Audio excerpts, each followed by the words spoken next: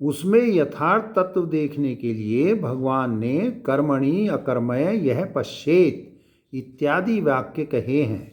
इसलिए उनका कहना विरुद्ध नहीं है, क्योंकि बुद्धिमान आदि विशेषण भी तभी संभव हो सकते हैं। इसके सिवा यथार्थ ज्ञान को ही जानने योग्य कहा जा सकता है, मिथ्या ज्ञान को नहीं। तथा जिसको जानकर अशुभ से मुक्त हो जाएगा, यह भी कहा है, सो विपरीत ज्ञान द्वारा अशुभ से मुक्ति नहीं हो सकती।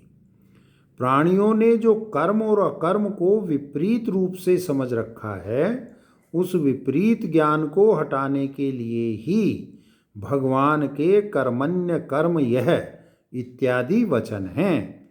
यहाँ कुंडे में बेरों की तरह कर्म का आधार अकर्म नहीं है, और उसी तरह अकर्म का आधार कर्म भी नहीं है, क्योंकि कर्म के अभाव का नाम अकर्म है। इसलिए यही सिद्ध हुआ कि मृग तृष्णा में जल की भांति एवं सीप में चांदी की तरह लोगों ने कर्म और अकर्म को विपरीत मान रखा है। कर्म को सब कर्म ही मानते हैं, इसमें कभी फेरफार नहीं होता। यह बात नहीं, क्योंकि नाव चलते समय नौका में बैठे हुए पुरुष को तट के अचल वृक्षों में प्रतिकूल गति दिखती है, अर्थात वे वृक्ष उल्टे चलते हुए दिखते हैं। जो नक्षत्रादि पदार्थ नेत्रों के पास नहीं होते, बहुत दूर होते हैं, उन चलते हुए पदार्थों में भी गति का अभाव दिख पड़ता है, अर्थात वे अचल दिखते हैं। इसी तरह यहाँ भी अकर्म में क्रिया रहित आत्मा में मैं करता हूँ, यह कर्म का देखना, और त्याग रूप कर्म में मैं कुछ नहीं करता, इस अकर्म का देखना, ऐसे विपरीत देखना होता है। अतः उसका निराकरण करने के लिए कर्मणि अकर्म यह पश्येत इत्यादि वचन भगवान कहते हैं। यद्यपि यह विषय अनेक बार शंका समाधानों द्वारा सिद्ध किया जा चुका है, तो भी अत्यंत विपरीत ज्ञान की भावना से अत्यंत मोहित हुए लोग अनेक बार सुने हुए तत्व को भी भूलकर मिथ्या प्रसंग ला लाकर शंका करने लग जाते हैं। इसलिए तथा आत्म तत्व को दुर्विज्ञेय समझकर भगवान पुनः पुनः उत्तर देते हैं। श्रुति स्मृति और न्याय सिद्ध जो आत्मा में कर्मों का अभाव है, वह अव्यक्तोयम चिंतोयम न जायते म्रियते इत्यादि श्लोकों से कहा जा चुका है, और आगे भी कहा जाएगा। उस क्रिया रहित आत्मा में अर्थात अकर्म में कर्म का देखना रूप जो विपरीत दर्शन है, यह लोगों में अत्यंत स्वाभाविक सा हो गया है, क्योंकि कर्म क्या है और अकर्म क्या है इस विषय में बुद्धिमान भी मोहित हैं। अर्थात देह इंद्रियादि से होने वाले कर्मों का आत्मा में अध्यारोप करके मैं करता हूँ, मेरा यह कर्म है, मुझे इसका फल भोगना है, इस प्रकार लोग मानते हैं। तथा मैं चुप होकर बैठता हूँ, जिससे कि परिश्रम रहित और कर्म रहित होकर सुखी हो जाऊं। इस प्रकार देह इंद्रियों के व्यापार की उपरामता का और उससे होने वाले सुखीपन का आत्मा में अध्यारोप करके मैं कुछ भी नहीं करता हूँ, चुपचाप सुख से बैठा हूँ, इस प्रकार लोग मानते हैं। लोगों के इस विपरीत ज्ञान को हटाने के लिए कर्मणि अकर्म यह पश्येत इत्यादि वचन भगवान ने कहे हैं। यहाँ देह इंद्रियादि के आश्रयों से होने वाला कर्म यद्यपि क्रिया रूप है, तो भी उसका लोगों ने कर्म रहित अविक्रिय आत्मा में अध्यारोप कर रखा है, क्योंकि शास्त्रज्ञ विद्वान भी मैं करता हूँ ऐसा मान बैठता है।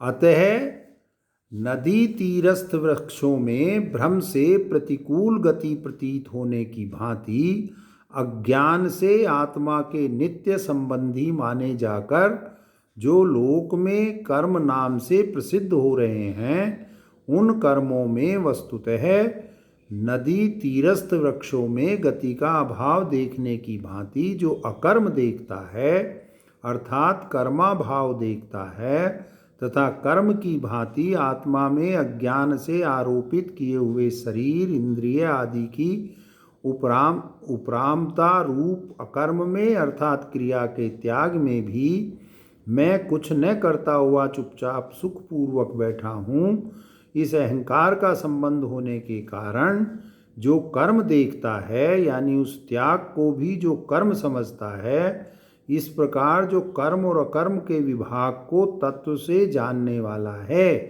वह मनुष्यों में बुद्धिमान पंडित है, वह युक्त योगी है और संपूर्ण कर्म करने वाला भी वही है, अर्थात वह पुण्य पाप रूप अशुभ से मुक्त हुआ कृतकृत्य है। कई टीकाकार इस श्लोक की दूसरी तरह से ही व्याख्या करते हैं।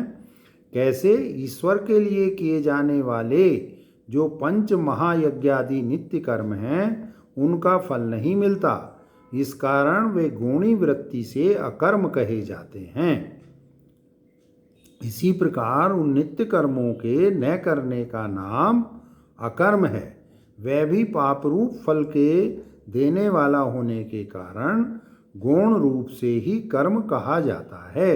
जैसे कोई गऊ ब्याई हुई होने पर भी यदि दूध रूप फल नहीं देती तो वह अगऊ कह दी जाती है, वैसे ही नित्य कर्म में उसके फल का अभाव होने के कारण जो अकर्म देखता है और नित्य कर्म का न करना रूप जो अकर्म है उसमें कर्म देखता है, क्योंकि वह नरकादि विपरीत फल देने वाला है, यह व्याख्या ठीक नहीं है। क्योंकि इस प्रकार जानने से अशुभ से मुक्ति नहीं हो सकती, अर्थात जन्म मरण का बंधन नहीं टूट सकता। अतः यह अर्थ मान लेने से भगवान के कहे हुए वचन कि जिसको जानकर तू अशुभ से मुक्त हो जाएगा कट जाएंगे, क्योंकि नित्य कर्मों के अनुष्ठान से तो शायद अशुभ से छुटकारा हो भी जाए, परंतु नित्य कर्मों का फल नहीं होता, इस ज्ञान से तो मोक्ष हो ही नहीं सकता। क्योंकि नित्य कर्मों का फल नहीं होता, यह ज्ञान या नित्य कर्मों का ज्ञान अशुभ से मुक्त कर देने वाला है, ऐसा शास्त्रों में कहीं नहीं कहा और न भगवान ने ही गीता शास्त्र में कहीं ऐसा कहा है। इसी युक्ति से उनके बतलाए हुए अकर्म में कर्म दर्शन का भी खंडन हो जाता है, क्योंकि यहाँ गीता में नित्य कर्मों के अभाव रूप अकर्म में कर्म देखने को कहीं कर्तव्य रूप से विधान नहीं किया, केवल नित्य कर्म की कर्तव्यता का विधान है। इसके सिवा नित्य कर्म न करने से पाप होता है, ऐसा जान लेने से ही कोई फल नहीं हो सकता। और यह नित्य कर्म का न करना रूप अकर्म शास्त्रों में कोई जानने योग्य विषय भी नहीं बताया गया है, तथा इस प्रकार दूसरे टीकाकारों के माने हुए कर्म में अकर्म और अकर्म में कर्म दर्शन रूप इस मिथ्या दर्शन से अशुभ से मुक्ति, बुद्धिमत्ता, युक्ता, सर्व कर्म कर्तृत्व इत्यादि फल भी संभव नहीं और ऐसे मिथ्या ज्ञान की स्तुति भी नहीं बन सकती। जबकि मिथ्या ज्ञान स्वयं ही अशुभ रूप है, तब वह दूसरे अशुभ से किसी को कैसे मुक्त कर सकेगा, क्योंकि अंधकार कभी अंधकार का नाशक नहीं हो सकता। अब प्रश्न है कि यहाँ जो कर्म में अकर्म देखना और अकर्म में कर्म देखना बतलाया है वह मिथ्या ज्ञान नहीं है, किंतु फल के होने और न होने के निमित्त से गौण रूप से देखना है। यह कहना भी ठीक नहीं है, क्योंकि गौण रूप से कर्म को अकर्म और अकर्म को कर्म जान लेने से भी कोई लाभ नहीं सुना गया। इसके सिवा श्रुति सिद्ध बात को छोड़कर श्रुति विरुद्ध बात की कल्पना करने में कोई विशेषता भी नहीं दिखलाई देती।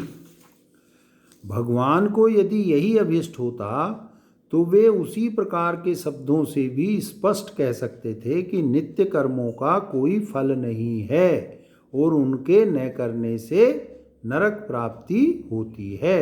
फिर इस प्रकार कर्म में जो अकर्म देखता है इत्यादि दूसरों को मोहित करने वाले माया युक्त वचन कहने से क्या प्रयोजन था। इस प्रकार उपर्युक्त अर्थ करने वालों का तो स्पष्ट ही यह मानना हुआ कि भगवान द्वारा कहे हुए वचन संसार को मोहित करने के लिए हैं। इसके सिवा न तो यह कहना ही उचित है कि वह नित्य कर्म अनुष्ठान रूप विषय माया युक्त वचनों से गुप्त रखने योग्य हैं, और न ही यह कहना ठीक है कि यह विषय बड़ा गहन है, इसलिए बारंबार दूसरे दूसरे शब्दों द्वारा कहने से सुबोध होगा। क्योंकि कर्मण्येवाधिकारस्ते इस श्लोक में स्पष्ट कहे हुए अर्थ को फिर कहने की आवश्यकता नहीं होती, तथा सभी जगह जो बात करने योग्य होती है वही प्रशंसनीय और जानने योग्य बतलाई जाती है। निरर्थक बात को जानने योग्य है ऐसा नहीं कहा जाता। मिथ्या ज्ञान या उसके द्वारा स्थापित की हुई आभास मात्र वस्तु जानने योग्य नहीं हो सकती। इसके सिवा नित्य कर्मों के न करने रूप अभाव से प्रत्यवाय रूप भाव की उत्पत्ति भी नहीं हो सकती, क्योंकि नासतो विद्यते भावे इत्यादि भगवान के वाक्य हैं, तथा असत से सत कैसे उत्पन्न हो सकता है इत्यादि श्रुति वाक्य भी पहले दिखलाए जा चुके हैं। इस प्रकार असत से सत की उत्पत्ति का निषेध कर दिया जाने पर भी जो असत से सत की उत्पत्ति बतलाते हैं उनका तो यह कहना हुआ कि असत तो सत होता है और सत असत होता है, परंतु यह सब प्रमाणों से विरुद्ध होने के कारण अयुक्त है। तथा शास्त्र भी निरर्थक कर्मों का विधान नहीं कर सकता, क्योंकि सभी कर्म परिश्रम की दृष्टि से दुख रूप हैं और जानबूझकर बिना प्रयोजन किसी का भी दुख में प्रवृत्त होना संभव नहीं।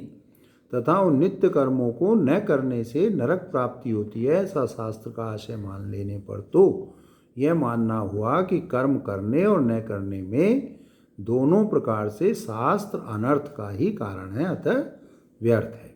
इसके सिवा नित्य कर्मों का फल नहीं है ऐसा मानकर फिर उनको मोक्ष रूप फल के देने वाला कहने से उन व्याख्याकारों के मत में स्ववचो विरोध भी होता है।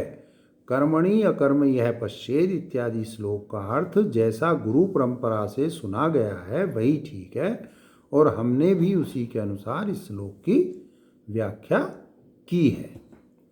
उपर्युक्त कर्म में अकर्म और अकर्म में कर्म दर्शन की स्तुति करते हैं। यस्य सर्वे समारंभा काम संकल्प वर्जिता ज्ञानाग्नि दग्ध कर्माणम तमाहु पंडितम बुधा। जिनका प्रारंभ किया जाता है उनका नाम समारंभ है। इस व्युत्पत्ति से संपूर्ण कर्मों का नाम समारंभ है। उपर्युक्त प्रकार से कर्म में अकर्म और अकर्म में कर्म देखने वाले जिस पुरुष के समस्त समारंभ कर्म कामना से और कामना के कारण रूप संकल्पों से भी रहित हो जाते हैं, अर्थात जिसके द्वारा बिना ही किसी अपने प्रयोजन के यदि वह प्रवृत्ति मार्ग वाला है तो लोक संग्रह के लिए और निवृत्ति मार्ग वाला है तो जीवन यात्रा निर्वाह के लिए केवल चेष्टा मात्र ही क्रिया होती है, तथा कर्म में अकर्म और अकर्म में कर्म दर्शन रूप ज्ञानाग्नि से जिसके पुण्य पाप रूप संपूर्ण कर्म दग्ध हो गए हैं, ऐसे ज्ञानाग्नि दग्ध कर्मा पुरुष को ब्रह्मवेत्ता जन वास्तव में पंडित कहते हैं। जो कर्म में अकर्म और अकर्म में कर्म देखने वाला है वह यदि विवेक होने से पूर्व कर्मों में लगा हुआ हो तो भी कर्म में अकर्म और अकर्म में कर्म का ज्ञान हो जाने से केवल जीवन निर्वाह मात्र के लिए चेष्टा करता हुआ कर्म रहित सन्यासी ही हो जाता है, फिर उसकी कर्मों में प्रवृत्ति नहीं होती। अर्थात जो पहले कर्म करने वाला हो और पीछे जिसको आत्मा का सम्यक ज्ञान हुआ हो, ऐसा पुरुष कर्मों में कोई प्रयोजन न देखकर साधनों सहित कर्मों का त्याग ही कर देता है। परंतु किसी कारण से कर्मों का त्याग करना असंभव होने पर कोई ऐसा पुरुष यदि कर्मों में और उनके फल में आसक्ति रहित होकर केवल लोक संग्रह के लिए पहले के सदृश कर्म करता रहता है तो भी निज का प्रयोजन न रहने के कारण वास्तव में वह कुछ भी नहीं करता, क्योंकि ज्ञान रूप अग्नि द्वारा भस्मीभूत हो जाने के कारण उसके कर्म अकर्म ही हो जाते हैं। इसी आशय को दिखाने की इच्छा से भगवान कहते हैं, तेवक्त्वा कर्म फलासंगम नित्य तृप्तो निराश्रयः कर्मण्य भी प्रवृत्तोपि नैव किंचित करोति सः। उपर्युक्त ज्ञान के प्रभाव से कर्मों में अभिमान और फलासक्ति का त्याग करके जो नित्य तृप्त हैं अर्थात विषय कामना से रहित हो गया है तथा आश्रय से रहित है, जिस फल का आश्रय लेकर मनुष्य पुरुषार्थ सिद्ध करने की इच्छा किया करता है उसका नाम आश्रय है। ऐसे इस लोक और परलोक के इष्ट फल साधन रूप आश्रय से जो रहित हैं उस ज्ञानी द्वारा किए हुए कर्म वास्तव में अकर्म ही हैं, क्योंकि वह निष्क्रिय आत्मा के ज्ञान से संपन्न है। अपना कोई प्रयोजन न रहने के कारण ऐसे पुरुष को साधनों सहित कर्मों का परित्याग कर ही देना चाहिए। ऐसी कर्तव्यता प्राप्त होने पर भी उन कर्मों से निवृत्त होना असंभव होने के कारण लोक संग्रह की इच्छा से या श्रेष्ठ पुरुषों द्वारा की जाने वाली निंदा को दूर करने की इच्छा से यदि कोई ज्ञानी पहले की तरह कर्मों में प्रवृत्त है तो भी वह निष्क्रिय आत्मा के ज्ञान से संपन्न होने के कारण वास्तव में कुछ भी नहीं करता, परंतु जो उससे विपरीत है अर्थात उपर्युक्त प्रकार से कर्म करने वाला नहीं है। कर्मों का आरंभ करने से पहले गृहस्थी न बनकर ब्रह्मचर्य आश्रम में ही जिसका सबके अंदर व्यापक अंतरात्मा रूप निष्क्रिय ब्रह्म में आत्मभाव प्रत्यक्ष हो गया है, वह केवल शरीर यात्रा के लिए चेष्टा करने वाला ज्ञान निष्ठ यति इस लोक और परलोक के समस्त इच्छित भोगों की आशा से रहित होने के कारण इस लोक और परलोक के भोग रूप फल देने वाले कर्मों में अपना कोई भी प्रयोजन न देखकर कर्मों को और कर्मों के साधनों को त्याग कर मुक्त हो जाता है।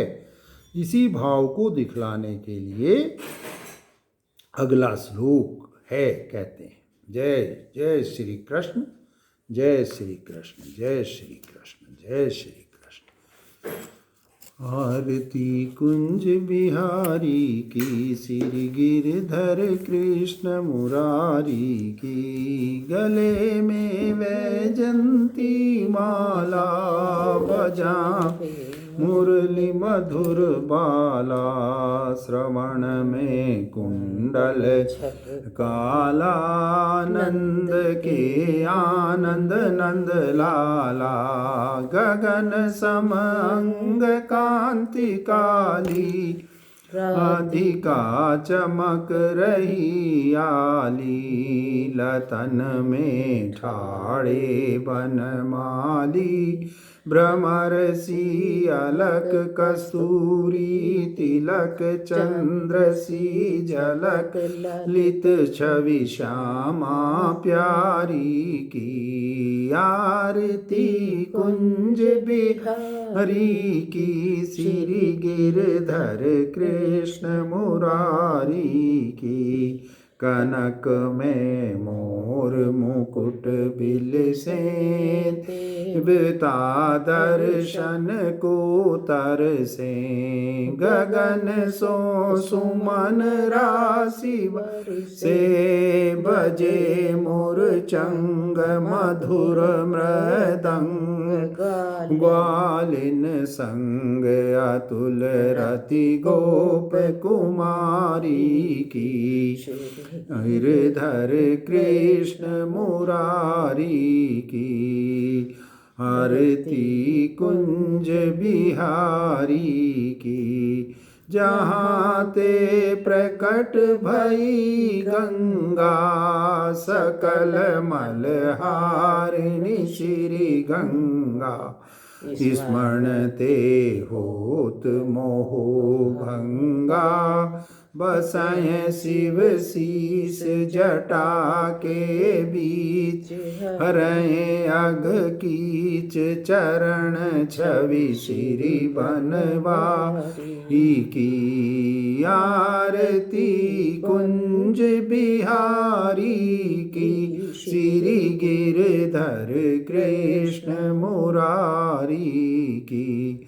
चमकती उज्ज्वल तट रेणु, बज रही वृंदावन बेनु।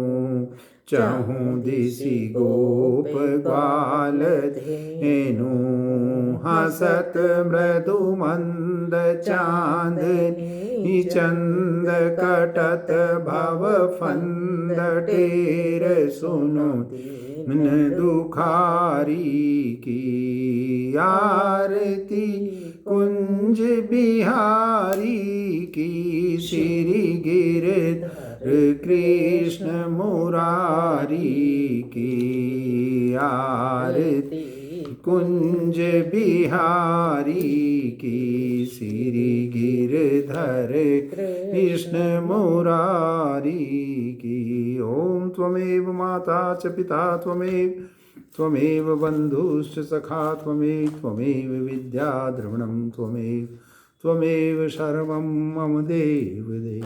जय श्री कृष्ण, जय श्री कृष्ण, जय श्री कृष्ण। जय राधा कृष्ण, जय राधा माधव, जय ओम। अतुलितबलधामं नमामि, हैंशैलावदेहं नमामि, धनुजवनकृशानुं नमामि, ज्ञानिनामग्रगण्यं नमामि, सकलगुणनिधानं नमामि, वानराणां धीशं नमामि, रघुपतिप्रियभक्तं नमामि, ॐ वातजातं नमामि। जय शिव ओम, जय शंकर, जय पार्वती, जय गणपति, जय जय गणेश, जय गणेश, जय जय।